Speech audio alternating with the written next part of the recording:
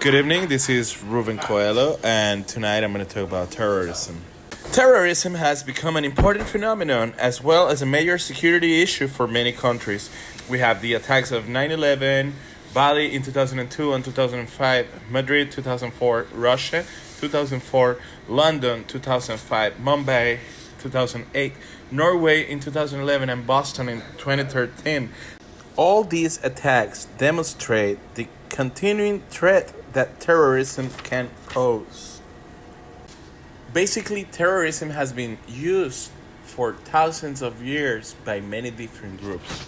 But what is the definition of terrorism?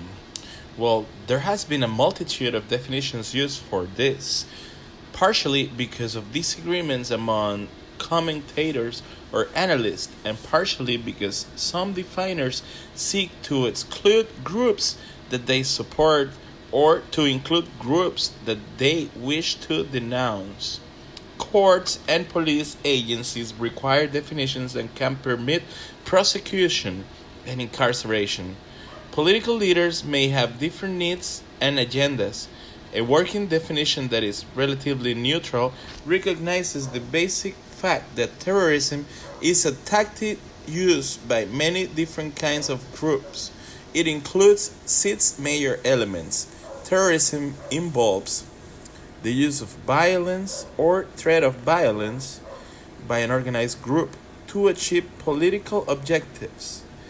The violence is directed against a target audience that extends beyond the immediate victims, who are often innocent civilians. Further, while a government can be either the perpetrator of violence or the target, it is considered an act of terrorism only if one or both actors is not a government. This definition excludes kidnappings for financial gain and excludes many acts by individuals. The range of techniques available to terrorists is variable, but most activities are variations of standard practices. Bombings, kidnappings, assaults including assassinations, and takeovers of buildings, planes, or ships can be used to damage property or in efforts to inflict casualties, sometimes in large numbers. Car bombs have increasingly become the favorite device for terrorist groups because of the damage they can do. Kidnapping frequently provides a publicity bonanza for terrorist groups. In some cases, ransoms from kidnappings have been provided an important source of funding for terrorist organizations, and in other cases, terrorists have been able to gain some concessions from governments in return for their list of victims. Assaults are usually directed at individuals who represent a particular group: political, police, military personnel, journalists, and so on. Sometimes the intent is to wound, while in other cases the goal is the assassination of the individual or individuals. No one assassination is likely to bring about the changes of terrorists desire, but a campaign of such assassinations generates greater fear. Hostage situations in airline hijackings or the capture of buildings demonstrate the vulnerability of society and generate publicity for the terrorist cause. Even when governments refuse to make a major concession, they will often at least publicize a list of demands by the terrorists or publish other kinds of communiques. Weapons of mass destruction have become a special security concern for governments. There is a great fear that some terrorist groups will use biological, chemical, nuclear, or radiological weapons to cause more casualties. To some extent, terrorist groups have already gained psychological edge simply because of the fear of their use. There have been only a few such attacks to date. Aum Shinrikyo, the Japanese cult, attempted to use a nerve gas in the Tokyo subway system to cause mass casualties, but failed. The anthrax attacks in the United States after 9/11 generated great fear. but there were only a few deaths. A single bomb might have killed more people, but the use of anthrax made the attacks more terrifying. Most terrorists, however, still prefer to stick to the tried and true techniques, at least until the utility of a new technique such as car bombs has been demonstrated. One deadly technique that has been increasingly used by terrorists is suicide attacks. Such attacks can be more deadly since casualties will be maximized. Some attacks have been devastating, as with the airliners of 9/11 and bombers in Israel. Suicide attacks as a technique were first used on a large scale by the Liberation Tigers of Tamil Eelam, the LTTE, in Sri Lanka, more commonly known as the Tamil Tigers. They were responsible for more suicide attacks than all other groups combined between 1980 and 2000. Such attacks have been increased in various parts of the Middle East, Chechnya, and elsewhere in the 21st century. Many of these attacks were inflicted large numbers of casualties, while the others have been directed against an important political figure. The increased use of suicide attacks by all kinds of terrorist organizations is one indication of how successful such tactics have been in gaining publicity and heightening fear in target audiences. Suicide attacks send a clear message about the commitment of organizations and individuals. Perhaps the greatest danger in the future is that suicide attack may be combined with the use of biological, chemical, or radiological weapons. If the persons involved in the use of these weapons are willing to die in the effort, many of the problems involved in using a weapon of mass destruction will have been reduced. Terrorists have great flexibility in choosing their targets. If one target is too carefully protected, they can simply shift to another. Some other individual, buildings, or large gathering of people will serve to send the message that everyone in the target audience is vulnerable. The ability to find vulnerable targets may be greater in democratic states, since the government security is likely to be weaker than an equivalent authoritarian society. There are limitations on how much a democratic state can monitor its citizens and visitors. Democracies also provide greater publicity for the cause, since the media face few, if any, restraints. Further, even if the terrorists are caught, they will be tried in some type of impartial judicial settings where proof of guilt must be established.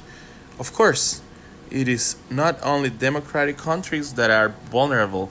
Security forces may be weak in a variety of non-democratic political systems, providing terrorist groups with opportunities to operate relatively freely.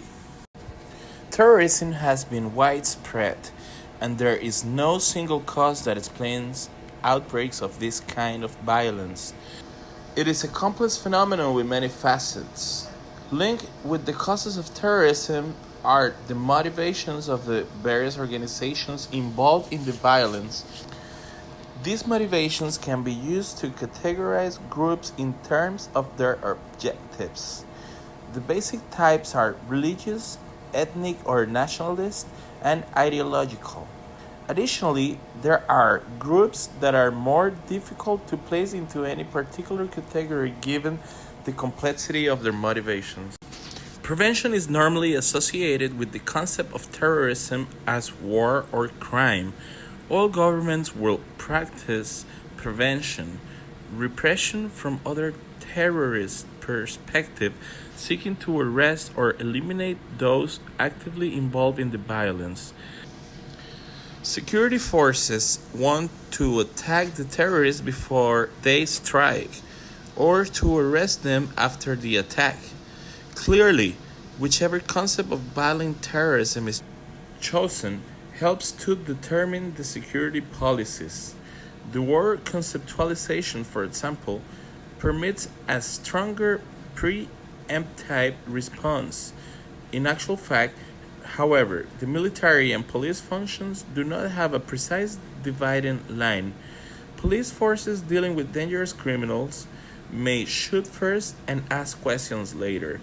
In both the warfare and criminal models, there may be a desire to capture terrorists to elicit further intelligence, sometimes by offering shorter sentences to a captured terrorist in exchange for information.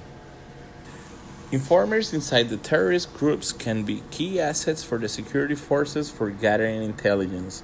The use of informers is difficult in the case of small groups.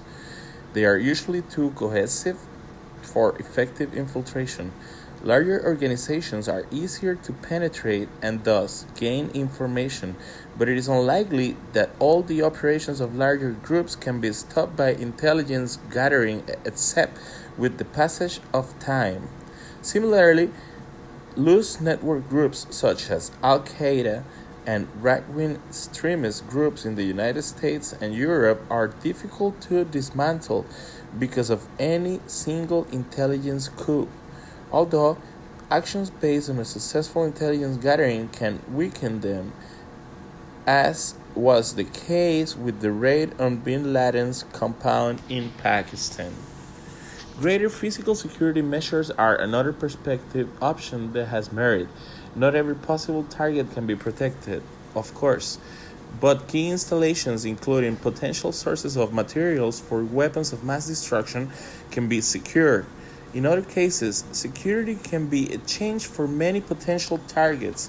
Even if all attacks cannot be prevented, some terrorist activities might be foiled, and in other cases, some members of the dissident groups may be captured or killed as a consequence of improved security. These preventative measures will not stop determined terrorists who will seek other more vulnerable targets.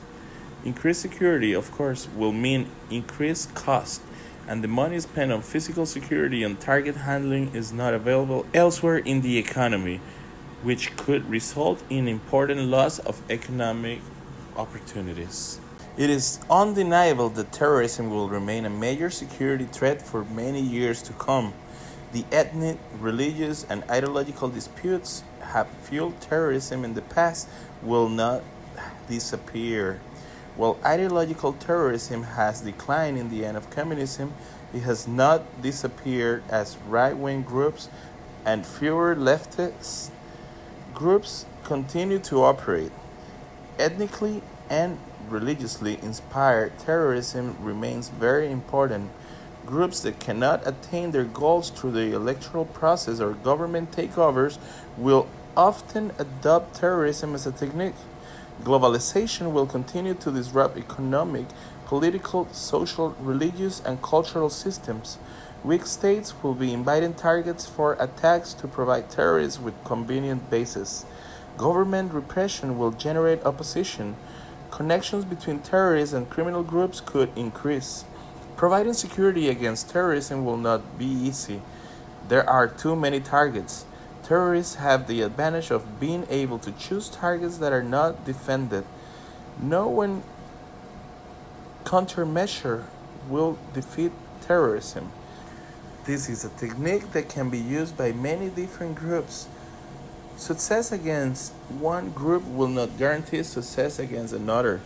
There is no magic bullet that will guarantee success against all types of groups or even most terrorist organizations. Groups come from different backgrounds, have different kinds of support, and seek different objectives. Under these circumstances, it would be amazing if there was one countermeasure that always worked. In some cases, normal police methods will be very successful. Treating terrorism as a crime, for example, could be quite appropriate when terrorists have links with drug cartels.